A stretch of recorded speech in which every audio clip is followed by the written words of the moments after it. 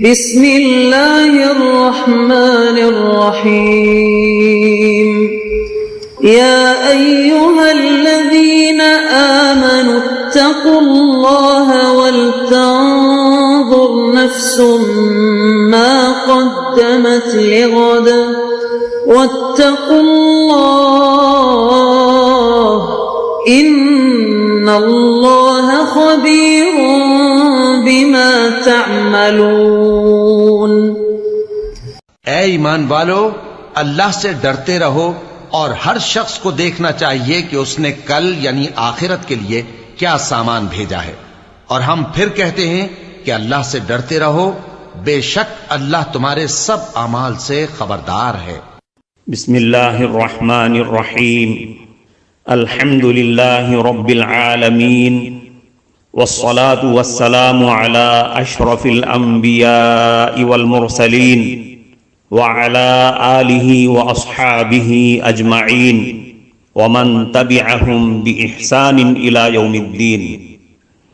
قابل صد احترام حضرات شائقین و شائقات سچا پیغام، السلام علیکم ورحمۃ اللہ وبرکاتہ۔ آج کی محفل میراث النبی کے نورانی پروگرام میں آپ کا استقبال ہے۔ اہلا و سہلا مرحبا۔ ہم آپ تمام حضرات و مستورات کا خیر مقدم کرتے ہیں۔ محترم حضرات و خواتین، تعلیم کا آغاز ہو رہا ہے۔ سب سے پہلے آداب تعلیم کا لحاظ کرتے ہوئے تعلیم کی طرف متوجہ ہو جائیں۔ پورے دھیان سے سننا، عمل کی نیت سے سننا اور تبلیغ کی نیت سے سننا، یعنی سنی ہوئی باتیں دوسروں تک پہنچانے کے جذبے سے سننا۔ چند خاص آداب تعلیم ہیں، امید ہے کہ آپ حضرات ان آداب کا ضرور خیال رکھیں گے۔ جزاکم اللہ۔ بسم اللہ الرحمن الرحیم۔ ایمان کی اہمیت۔ ایمان والوں کو دعوت ایمان۔ اللہ تعالیٰ کا ارشاد ہے، اعوذ باللہ من الشیطان الرجیم، بسم اللہ الرحمن الرحیم، یا ایہا الذین آمنوا آمنوا باللہ ورسولہ۔ اے ایمان والو، تم اللہ اور اس کے رسول پر ایمان لے آؤ۔ مفسرین نے آمنو کا ترجمہ اتقوا سے کیا ہے۔ اس کا مطلب ہے کہ اے زبان سے کلمہ پڑھنے والو، اب دل سے بھی اس کو تسلیم کر لو۔ اس آیت میں ایمان والوں سے خطاب ہے، کافروں سے نہیں، منافقوں سے نہیں، مشرکوں سے نہیں۔ یہ نہیں کہا یا ایھا الذین کفروا، یہ نہیں کہا یا ایھا الذین اشرکوا، یہ نہیں کہا یا ایھا الذین نافقوا، بلکہ فرمایا یا ایھا الذین آمنوا آمنوا باللہ ورسولہ۔ اے وہ لوگو جو اللہ اور اس کے رسول صلی اللہ علیہ وسلم کے حکموں کو ماننے کا اقرار کر چکے ہو، اللہ اور اس کے رسول صلی اللہ علیہ وسلم پر ایمان لے آؤ۔ گویا اس آیت میں ایمان والوں کو دعوت ایمان دی جا رہی ہے۔ آج اگر کسی کو نصیحت کی جائے تو کہتے ہیں کافروں کو جا کر نصیحت کرو، ہم تو ایمان والے ہیں۔ اس آیت میں ایمان والوں کو کیا کہا جا رہا ہے؟ ایمان والوں کو دعوت ایمان مل رہی ہے۔ چیز کی ایک صورت ہوتی ہے اور ایک حقیقت ہوتی ہے۔ عجائب گھر میں کئی دفعہ دیکھا ہے کہ ایک شیر کی کھال میں انہوں نے کچھ بھر کر اسے وہاں رکھا ہوتا ہے، اور اس کی ممی ہوتی ہے یا ڈمی ہوتی ہے، ہو بہو شیر کی شکل ہوتی ہے، دانت بھی ہوتے ہیں، آنکھیں بھی ہوتی ہیں، کان بھی ہوتے ہیں، منہ بھی ہوتا ہے، سب کچھ ہوتا ہے، لیکن اس صورت شیر کو دیکھ کر نہ تو کسی پر خوف طاری ہوتا ہے اور نہ کوئی گھبراتا ہے۔ جو بھی وہاں جاتا ہے وہ شیر کی دم پکڑتا ہے، اس کے دانتوں کو ہاتھ لگاتا ہے، اور کئی لوگ تو اس کے اوپر بھی چڑھ کر بیٹھ جاتے ہیں۔ وہ شیر کی صرف صورت ہی ہوتی ہے، اس صورت کی وجہ سے بندے کے اوپر وہ کیفیت نہیں ہوتی۔ اس کے برعکس ایک بندہ جنگل سے گزر رہا تھا، اچانک اس کے سامنے شیر آ گیا۔ اب اس بندے کے رونگٹے کھڑے ہو گئے، پسینہ آ گیا، گھبرا گیا، اس کے چہرے کا رنگ پیکھا پڑ گیا۔ اس کی ایک کیفیت کیوں بنی؟ اس لیے کہ حقیقت سامنے آ گئی۔ ایمان کی صورت اور حقیقت میں بھی فرق ہوتا ہے۔ جب صرف زبان سے کلمہ پڑھا تو یہ صرف صورت ایمان ہے۔ ایسی صورت میں اذان سن کر کچھ نہیں ہوتا اور اللہ تعالیٰ کا تذکرہ سن کر دل نہیں مچلتا۔ جب دل میں حقیقت ایمان جاگزین ہو جاتی ہے تو پھر جیسے ہی اللہ اکبر کی آواز آتی ہے تو بندے کی کیفیت ہی بدل جاتی ہے۔ یہی وجہ ہے کہ جب حضرت بلال رضی اللہ عنہ اذان دیتے تھے تو نبی کریم صلی اللہ علیہ وسلم بیگانہ ہو جاتے تھے۔ اسے ایمان کی حقیقت کہتے ہیں۔ تو اس آیت میں کہا یہ جا رہا ہے کہ اے وہ لوگو جو ایمان کی صورت کو حاصل کر چکے ہو، اب تم حقیقت کو بھی حاصل کرنے کی کوشش کرو۔ زبان سے کہہ بھی دیا لا الہ تو کیا حاصل؟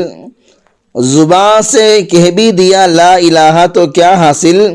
دل و نگاہ مسلمان نہیں تو کچھ بھی نہیں۔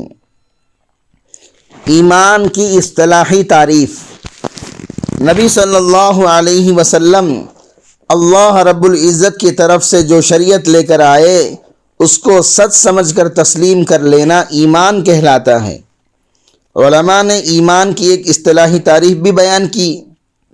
وہ فرماتے ہیں خبر رسول اکرم صلی اللہ علیہ وسلم کو محض اعتماد کی بنیاد پر یقینی طور سے مان لینا ایمان کہلاتا ہے۔ ہم پڑھتے ہیں آمنت باللہ و ملائکتہ و کتبہ و رسلہ والیوم الآخر والقدر خیرہ و شرہ من اللہ تعالی والبعث بعد الموت۔ جس بندے نے سچ سمجھ کر یہ الفاظ پڑھ لیے وہ اصطلاحاً ایمان والا بن گیا۔ اب تھوڑی سی اس کی تفصیل بھی سن لیجئے۔ جب یہ کہتا ہے میں اللہ تعالیٰ پر ایمان لایا تو اس کا مطلب یہ ہے کہ مسلمان اللہ تعالیٰ پر اس معنی میں ایمان لاتا ہے کہ وہ تصدیق کرتا ہے کہ وہ اللہ رب العزت کے وجود کو مانتا ہے۔ اللہ تعالیٰ ہر کمال سے موصوف ہے، ہر قسم کے نقص سے پاک ہے، کمیوں سے پاک ہے، عیبوں سے پاک ہے، اس کی سوا کوئی معبود نہیں۔ ملائکہ پر ایمان لانے کا مطلب کیا ہے؟ اس کے بارے میں کتابوں میں لکھا ہے مسلمان فرشتوں پر ایمان لاتا ہے کہ اللہ تعالیٰ نے ان کو نور سے پیدا کیا اور اللہ تعالیٰ نے فرشتوں کو مختلف ڈیوٹیاں سونپی ہوئی ہیں۔ ان میں سے بعض ایسے ہیں جو بندے کی حفاظت پر مامور ہیں اور ان کے اعمال لکھنے پر متعین ہیں۔ ان میں سے بعض جنت اور اس کی نعمتوں کے ذمہ دار فرشتے ہیں۔ ان میں سے کچھ جہنم کی آگ اور اس کے عذاب پر مقرر ہیں۔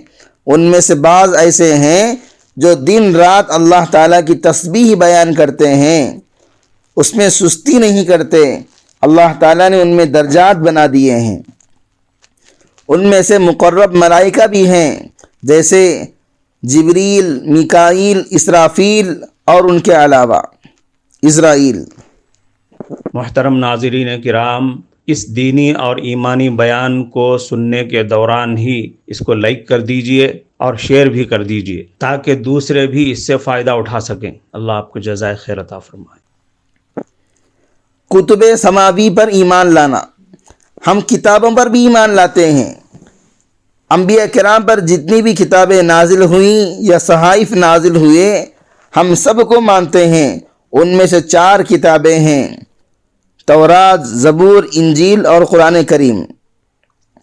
ہم رسالت پر بھی ایمان لاتے ہیں، اور رسالت پر ایمان لانے کا کیا مطلب ہے؟ مسلمان اس بات پر ایمان لاتا ہے کہ اللہ تعالیٰ نے اپنے بندوں میں اپنے رسولوں کو منتخب فرمایا اور ان پر شریعت کی وحی نازل فرمائی اور ان کو بھیجا کہ میرے پیغام کو لوگوں تک پہنچاؤ تاکہ قیامت کے دن ان کے اوپر حجت قائم ہو سکے، یعنی یہ کہہ ہی نہ سکیں کہ ہمیں تو کوئی ڈرانے والا آیا ہی نہیں تھا، یہ بہانہ نہ بنا سکیں۔